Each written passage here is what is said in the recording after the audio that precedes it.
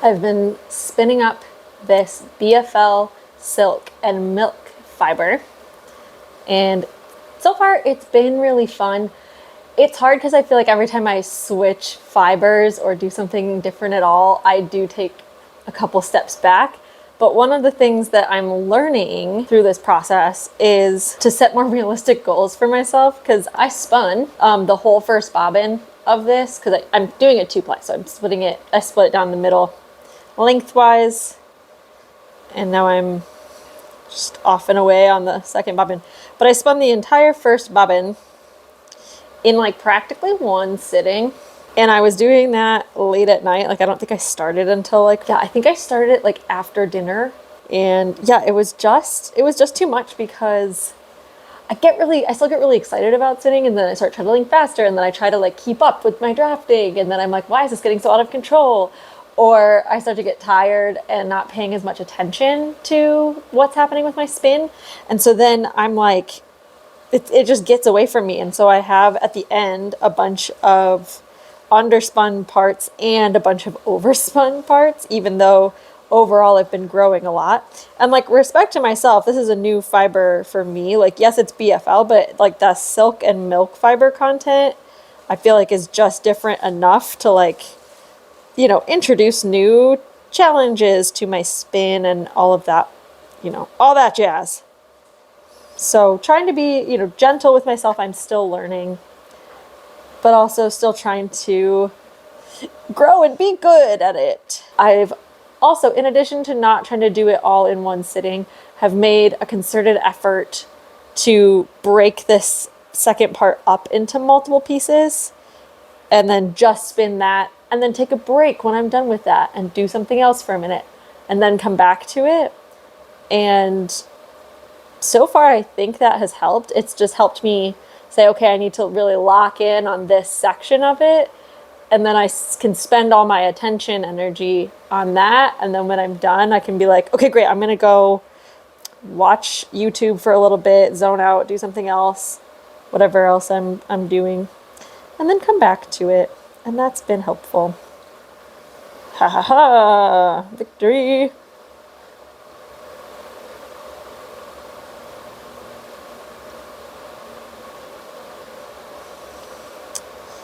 And I am still, I'm enjoying the spin. I like when the fiber changes colors, because that just, feels like a milestone and feels really exciting. But overall, these colors are just not me. They're very pastel for the most part, and I don't rock with pastels. This is canonical. They're not my favorite color group. I have maybe a few items in my wardrobe that would classify, but overall not a favorite. So I wanted to use this fiber specifically because I wanted to learn about spinning with silk, and I wanted to know about this milk fiber situation for sure. So novel. And I don't regret that. I think I can still make pretty yarn with it, and it's a good practice yarn. And, I'm sure I have a friend somewhere who is yarn worthy, who I can either gift this yarn to or make something for them with it that they would appreciate, because these are their colors more. Some of these colors in this progression I really have fun with. This like very seafoamy green that I'm working on right now, that you can't see but is there, is very fun. Isn't it so fun? Look at this color, it's beautiful. Oh, you can't see it? Well, just take my word for it, it's pretty. Cool, cool, cool, cool. Ugh.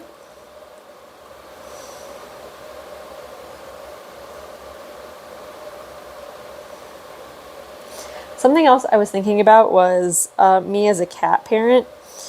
I've been thinking a lot about random things I accidentally taught my cat that he now just does all the time. We were planning on getting a cat sitter recently, and every time we, move or need to switch cat sitters, there's that whole like, oh God, like here's my really hyper specific random request that I have to make so that you can like adequately care for my cat. And then that spiraled into what other things have I inextricably like taught my cat to do that is just a little weird, or like what are some interesting quirky things about my cat. And Frankenstein is a very interesting guy. He is but 6 years old, and when I got him, I was in an era of doing this bit where anytime anyone in my house sneezed, I would just yell "shut up" in response to their sneeze. And so now when we sneeze, Frankenstein like meows at us in a very like "meow" kind of way. And I'm convinced that that's him mimicking us yelling "shut up" when we sneeze. So sorry for that, Frankenstein, but it's very funny. Another thing that he does that I taught him, see, now it's getting all overspun, and that's because I wasn't paying attention and kept letting it load up on the bobbin when it was done. There we go. Anyway, like I was saying before, I was rudely interrupted by the task that I'm trying to accomplish while talking to you. Rude. Is the other thing I taught him to do was I saw a video when he was a kitten about how it can be enriching and give him a little more movement if instead of just hand feeding him treats, I like zoopy them across the floor. It's the official term, zoopy. You can find it in the dictionary. Try it, I dare you. And I did that so much that now he really like he doesn't really take food out of my hand very well. Like I have to zoopy it across the floor or throw it, and he chases after it, and he has a great time. He loves it.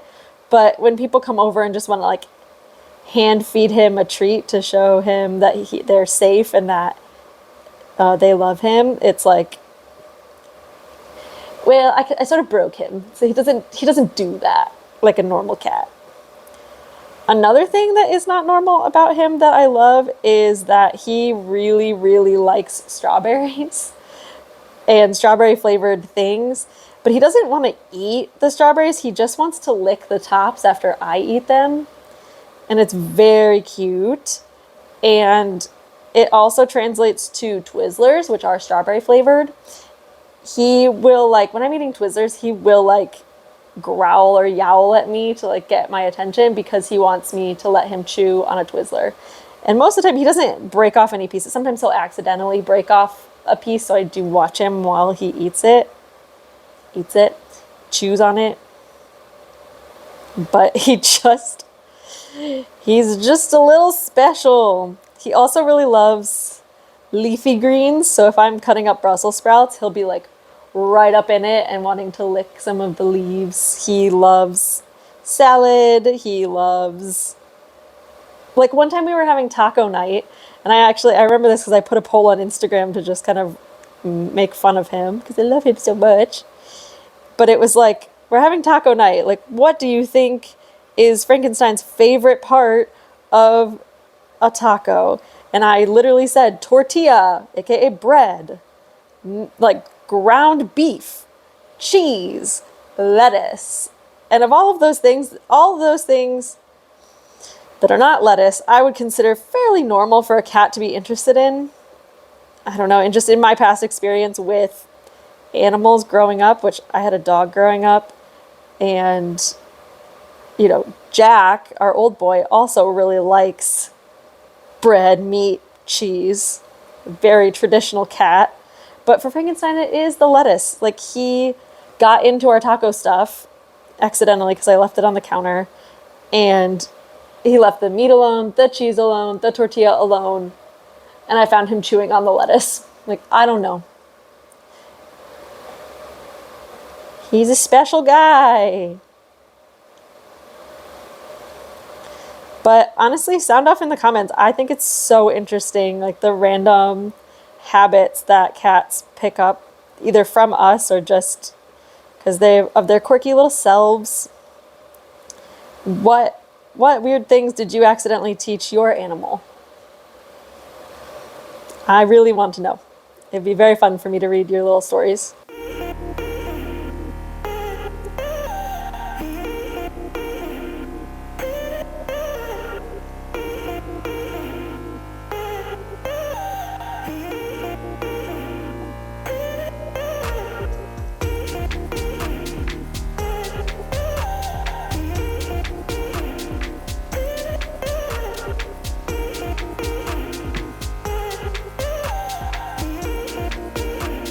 I also think one small facet contributing to my problem of not slowing down is just because I do have it in my head that, like, it's Tour de Fleece, it's a race, it's my friends are spinning and they're spinning so much and they're spinning so fast and you're supposed to spin as much as you can.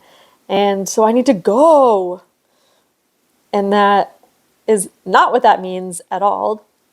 It's just about choosing to spin and focus on your spinning and talk to other spinners and be in community and make your silly YouTube videos about Tour de Fleece and what you're spinning. But I do think my brain has internalized the, it's a race, we gotta go, we gotta get the yardage. Which is why I was so smart to say in my first video that I need to set a goal of, like, welcoming gentleness, because I get intense. I lock in. I don't want to let the team down, you know? I'm like, let the team down for what? Or, like, how much? I don't even have, like, an amount I'm supposed to be spinning, but I'm just like, oh, I finished the first ply in one sitting. Ooh, okay. And then I'm on to the next ply, and then I have to take a break because I realize my hand hurts. Or more like I realize my hand has been hurting for the last, like, half an hour and I should finally, like, do something about it. That's more what I get up to.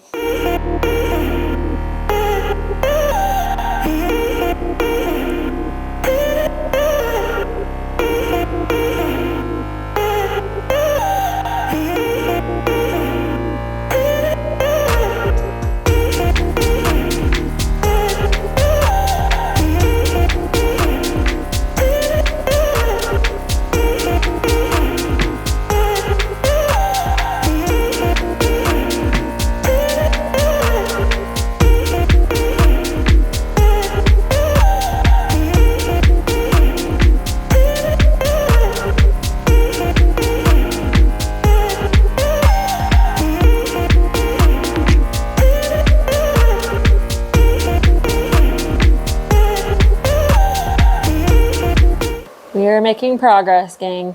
Let me bring you in and show you this here bobbin. Look at that. She's pretty. She's doing okay. Again, we've got that thick and thin. We've got some curly cues. Still improving overall, I would say. I'm gonna say it for myself. I'm improving overall, and I'm learning, and I'm still making yarn. And if no one else will knit with it, I will knit with it. Or crochet. Could make granny squares out of this. Would be cute. I'm excited to see the 2-ply, but I'm also not trying to get this done and ply it tonight, because allegedly you're supposed to let your bobbins chill out for a little bit. I wouldn't know, but that's what they say. Because again, I just get too excited and I'm like, let's ply. Let's spin it up. All right. Catch you in the next one. The yarns are in. Let's see some yarn. The first one I want to talk about is this right here.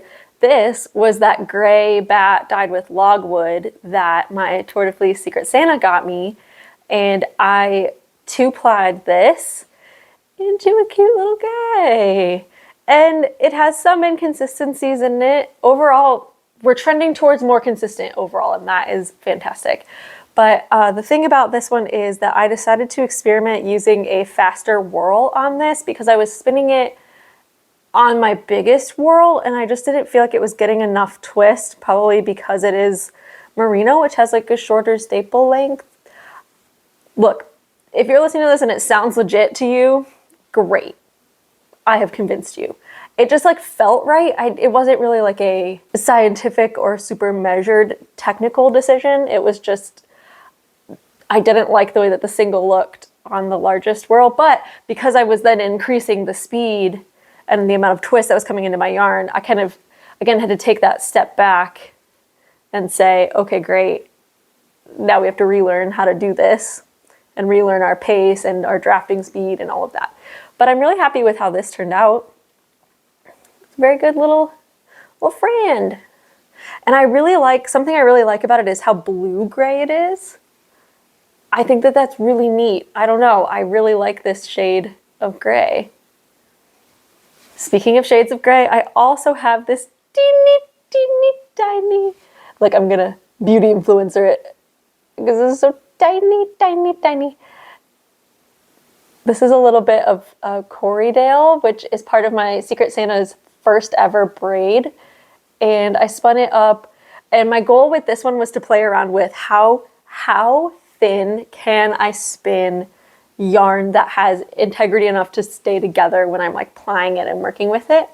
So this is actually also my first ever attempt at chain plying, which is a plying technique where you basically like use your hands to crochet daisy chain your yarn.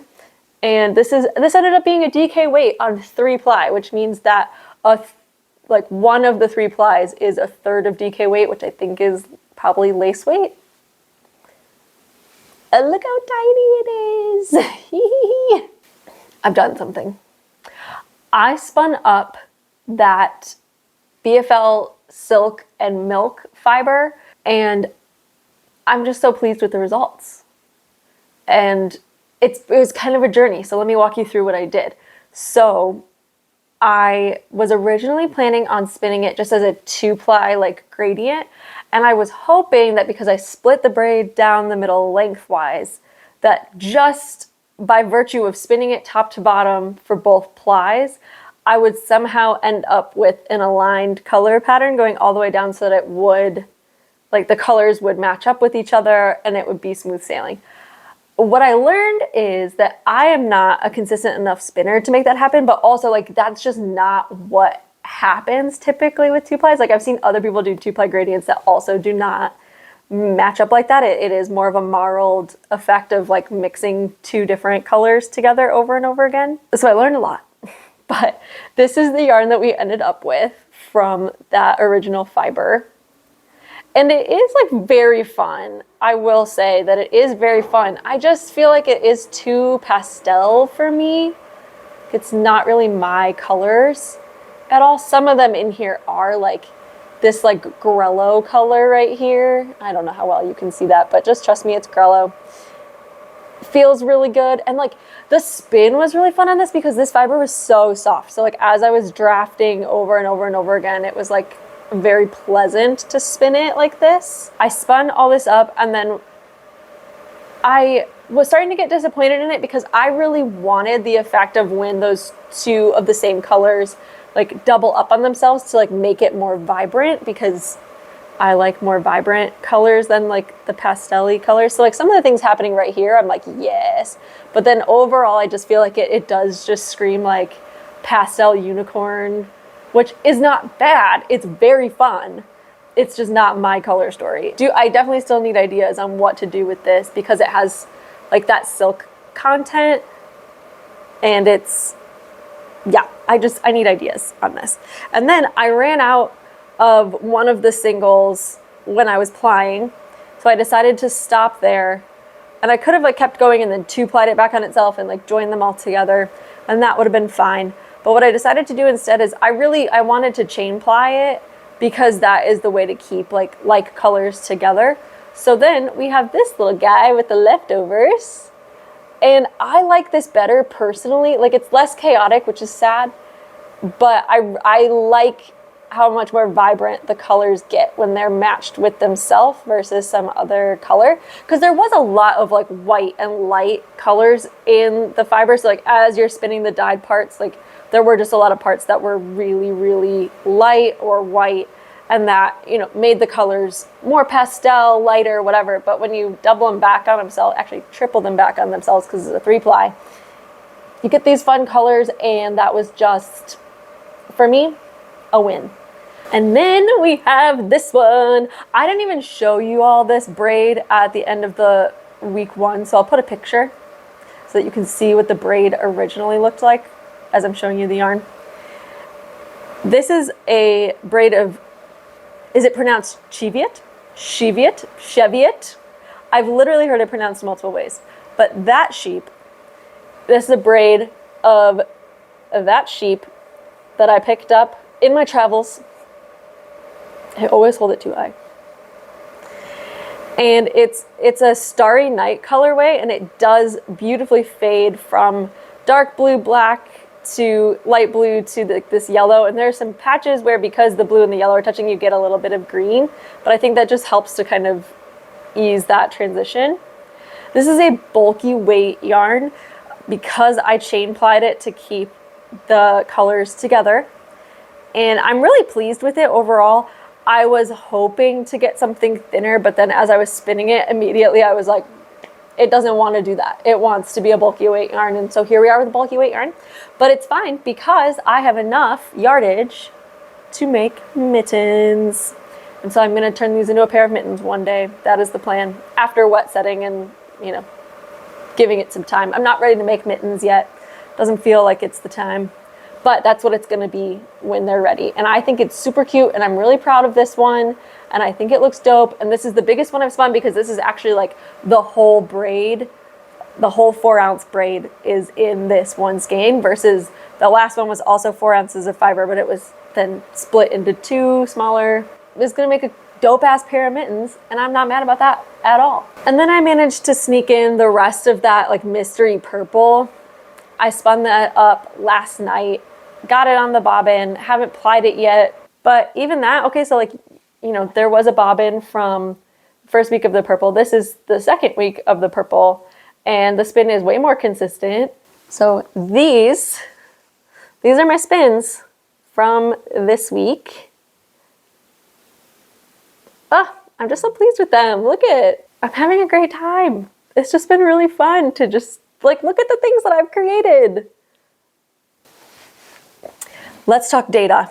Looking at our new totals for this week, added to our old totals. I'm just going to give you the big old total because breaking all this down is something I could do and have had a lot of fun doing, but you're going to be okay. Total grams of fiber spun, 370 grams. And then, okay, total yardage, when you count my singles and my plied yarn, is now up to 2,485.38 yards, which is 2,272.63 meters that I've spun by myself since July 5th. Wild. So cool. Wild. And we're gonna keep spinning. Do you wanna know what I'm gonna spin next? Okay, I thought so. So first of all, I started spinning up those Rolags that my Tour de Fleece Secret Santa got me. You saw me last check-in talk about spinning one of those Tour de Fleece fossil fiber braids, and I picked the red one, and I pulled it apart because I was trying to like contemplate exactly how I wanted to spin this. And it's hard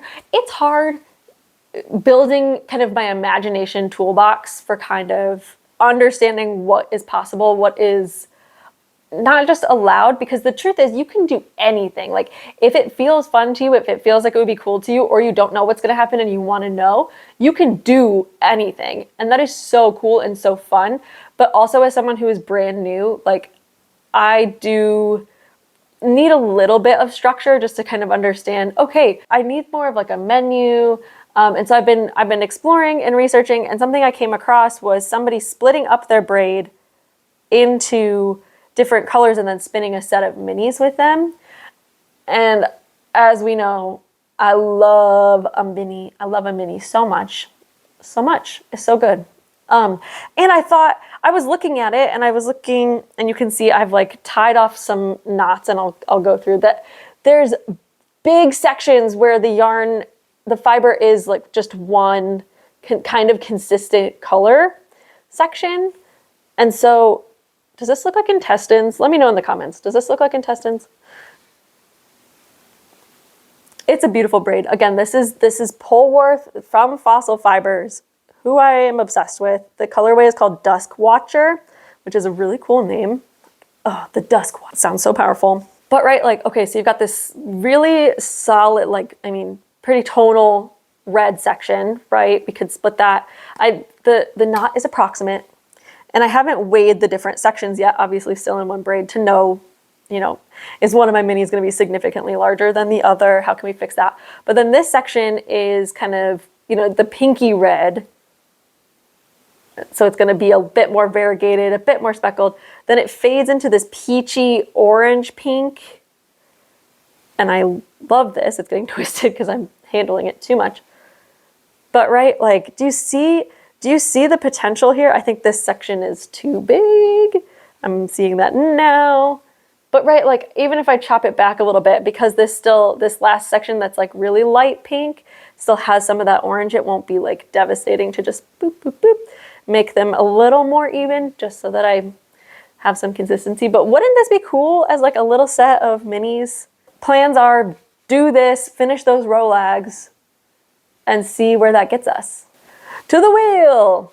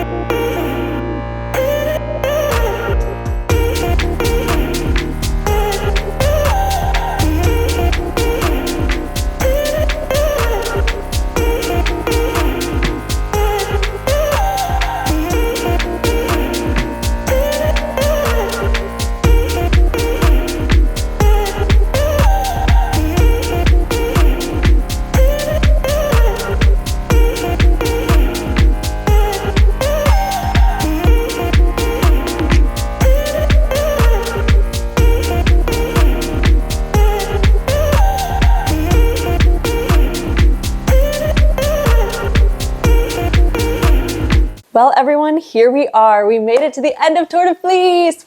Woo!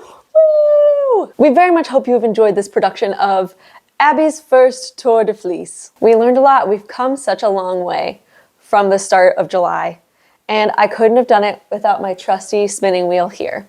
So without further ado, I'd like to introduce you to Dottie. Dottie is short for Dorothy. And here's a little context about why that is the name. I first want to thank every single person who showed up in the comments of my first Tour de Fleece video offering so many cool suggestions.